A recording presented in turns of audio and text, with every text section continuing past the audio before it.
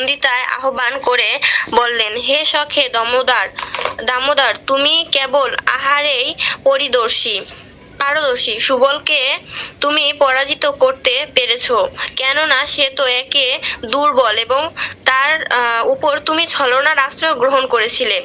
এইভাবে নিজেকে এক মস্ত বড় বীর বলে জাহির করার চেষ্টা করো না। তোমার বিশাল বাহুরূপ সর্পের দর্পহারী এই স্তক কৃষ্ণরূপ ময়ূর গম্ভীর শব্দ সহকারে মত্ত হয়ে নৃত্য করছে। সখাদের মধ্যে এই ধরনের যুদ্ধে এই রকমের শালাঘকে তত্ত্বজ্ঞানী পণ্ডিতেরাও অনুভব বলে বর্ণনা করেছেন। গর্জন করে প্রতিদ্বন্দ্বিতায় আহ্বান পায়তারা কষা, উৎসাহ ও ভীত দর্শকের আশ্রয় প্রদান, এগুলো হচ্ছে বীরবশের অনুভব। হরে কৃষ্ণ। এখানে বলা হয়েছে যে শ্রীকৃষ্ণ তার একটা সখা অর্থাৎ সুবলকে হচ্ছে গিয়ে মানে আহ্বান করছিল প্রতিদ্বন্দ্বিতায়। তো তখন তখন হচ্ছে গিয়ে সুবল পরাজিত হয়ে গেছিল। তখন আবার আরেকটা সখা তাকে বলতেছিল যে তুমি তো হচ্ছে গিয়ে আহার অর্থাৎ খাবারেই পারদর্শী, তুমি আবার ছলনার আশ্রয় করছো। যার সাথে হচ্ছে গিয়ে লড়াই করছিল সে ছিল সেই সখা ছিল দুর্বল, এবং সুবল ছিল হচ্ছে গিয়ে দুর্বল, এবং তুমি তো ছলনার আশ্রয় নিয়েছিলে। আর এইভাবে নিজেকে তুমি মস্ত বড় বীর বলে জাহির করার চেষ্টা করো না, এরকম শ্রীকৃষ্ণকে বলতেছিল। এবং আরো বলতেছিল যে তোমার যে বিশাল বাহুরূপ আছে, তোমার যে বিশাল বাহুরূপ সর্প আছে, এবং যে তোমার এই যে যে ময়ূর গম্ভীর শব্দ সহকারে যে মর্ত হয়ে নৃত্য করছে, হচ্ছে গিয়া তোমার যে রূপটা দেখে ময়ূরা এই গম্ভীর শব্দ শুনে মনোযোগ সহকারে নৃত্য করছে।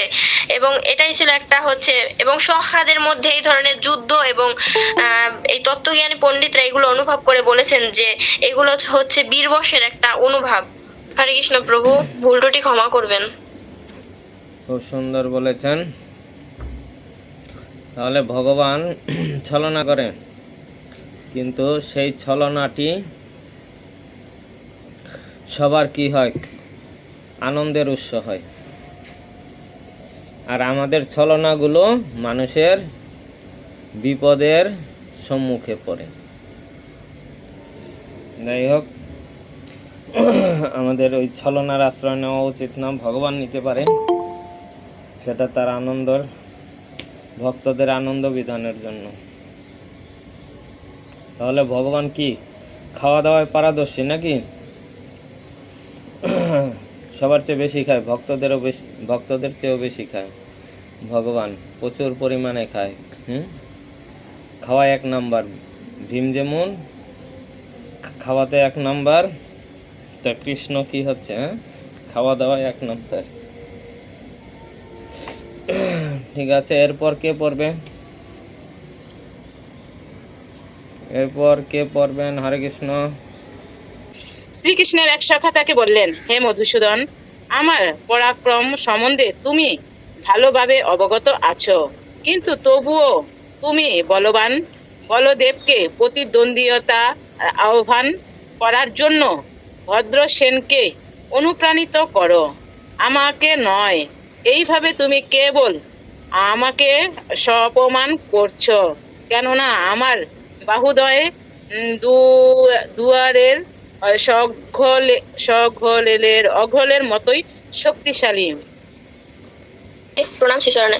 এখানে বলা হয়েছে যে শ্রীকৃষ্ণ তার একটা সখাকে বলতেছিল, শ্রীকৃষ্ণ এক সখা তাকে বলেন, শ্রীকৃষ্ণকে এক সখা বললেন যে হে মধুসূদন, যে আমার যে পরাক্রম মানে সম্বন্ধে তুমি ভালো মতোই অবগত আছো, তুমি ভালো মতোই জানো, কিন্তু তবুও তুমি যে বলবান বলদেবকে এই যে তোমার প্রতিদ্বন্দ্ব আহ্বান করার জন্য যে ভদ্রসেনকে অনুপ্রাণিত করছো, আমাকে না। এটা বলতেছে যে এইভাবে তুমি কেবল কি করতেছো? আমাকে অপমান করতেছো, কেননা আমার যে বাহুদয় অর্থাৎ আমার যে হচ্ছে হাত পা বা শক্তিটা, এগুলো হচ্ছে গিয়া বাহুদের দুয়ারের অর্গলের।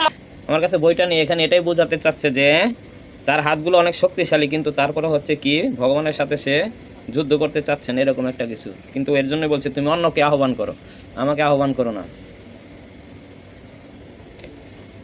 বুঝতে পারছেন স্নিগ্ধ মাতাজি?